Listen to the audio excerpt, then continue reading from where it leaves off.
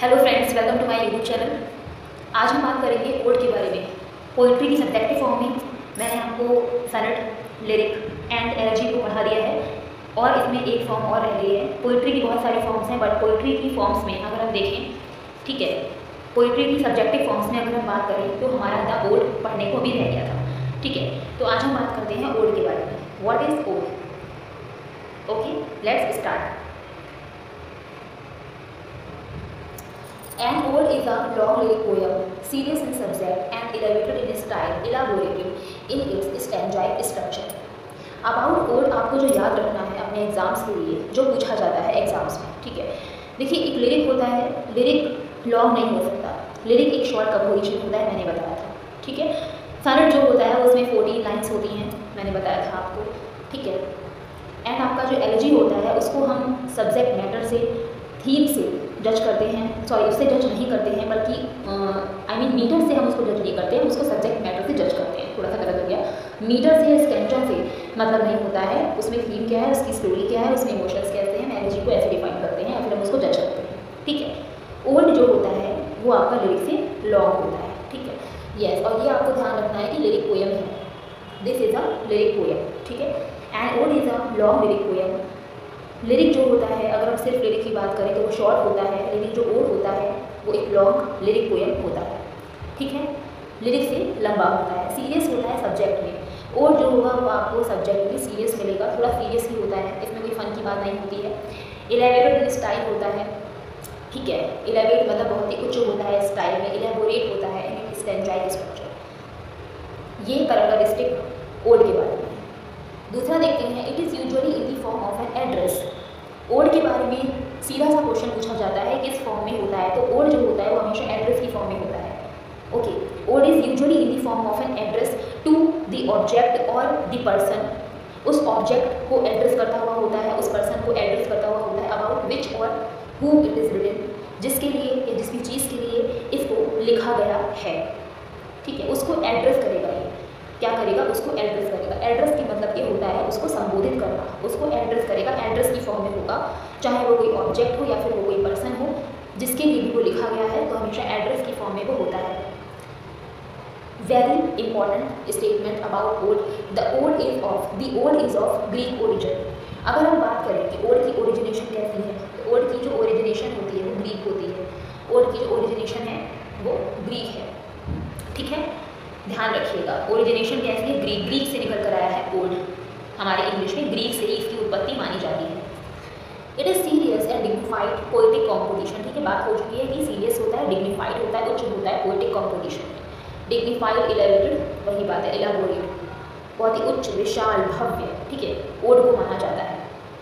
Okay, next देखते हैं, the ode often begins with an apostrophe.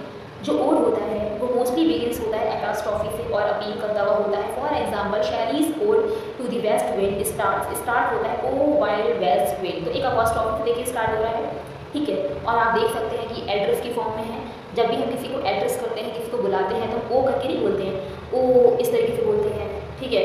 आपने देखा होगा इस सेंटेंस में लिखा होता है ओ राम, ठीक है, राम को एड्रेस कर रहे हैं, संबोधित कर रहे हैं, ठीक है। तो आप देख सकते हैं कि ओड जो होता है वो हमेशा एड्रेस की फॉर्म में होता है। तो हम यहाँ पर देख सकते हैं कि इसमें एड्रेस किया भी जा रहा है ओ वाइल्ड वेस्ट विंड।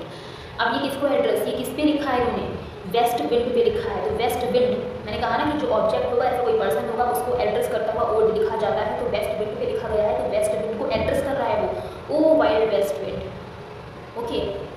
एंड इनके स्काईलार्क में देखिए, टू आ स्काईलार्क, ये भी आपका शायरी का ही है।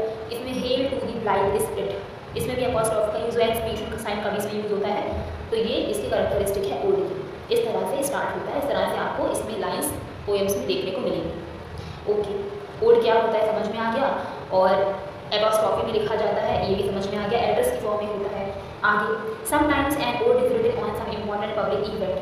कभी कभी ओड जो होते हैं वो लिखे जाते हैं किसी इंपॉर्टेंट इवेंट में, कोई पब्लिक कोई इवेंट होता है तो उस पर लिखे जाते हैं, such as the coronation of a king. जैसे कि हम याद कर सकते हैं किंग का जब कोरोनेशन होता है, कोरोनेशन का मीन्स होता है राज तिलक, ओके।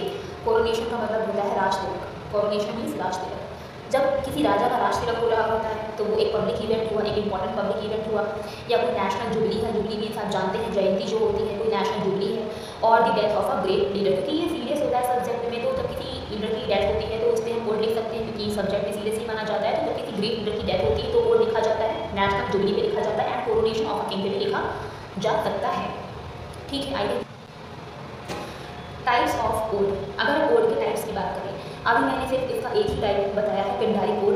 ठीक है, आगे के जो आपके टाइप्स हैं उनके वो हम नेक्स्ट वीडियो में बात करेंगे। ठीक है, तो अभी हम पिंडारी कोड को देख लेते हैं। This ode is more elaborate and sublime. ये जो ओड होता है ना पिंडारी कोड, ये बहुत ही इलाबोरेट और सबलाइम होता है, उच्च होता है। सबलिमिटी मीन्स भी उच्चता ही होती है, विशाल भव्य। The Pindaric odes were written on the model of the odes. एक इसमें ये लाइन पूछी जाती है कि पिंडारी कोड किस पे लिखे जाते हैं, मॉडल ऑफ द ओड्स। ये आप लोग ऐसे रख लीजिए, model of the odes, model of the odes. Pindaric odes were written on the model of the odes. ठीक है, रिटन बाय पिंडार, किसके द्वारा लिखे गए, किसके द्वारा लिखे गए, पिंडार के द्वारा लिखे गए।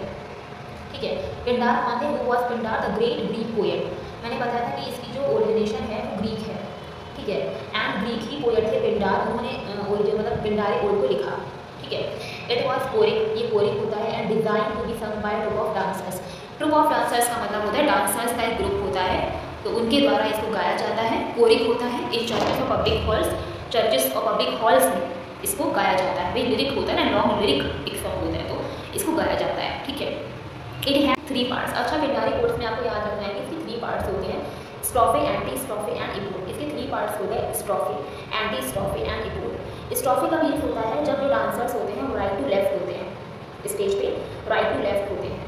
एंटी स्ट्रोफे का मीन्स होता है जब लेफ्ट टू राइट होते हैं डांसर्स। यहाँ पे डांसर्स की बात हो रही है, जो ग्रुप ऑफ डांसर्स है ना आपका, उसी की बात हो रही है। ठीक है, और इपोड का मीन्स होता है जब वो सर्कल में होते हैं, dancers stood in the circle, तो वो इपोड होता है। ये 3 इसके जो पार्ट्स हैं ये तो बहुत ही इंपॉर्टेंट है, ये तो आप बहुत अच्छे से पढ़ने की, इसी के पार्ट्स हैं। बाकी एक जो ओरेशन मोड होता है उसमें आपका कोई पार्ट नहीं है। ठीक है, इसी में आपको ये पार्ट याद रखने हैं, strophe, antistrophe, epode. Strophe right to left, antistrophe left to right, and epode आपका सर्कल में होते हैं जब डांसर्स।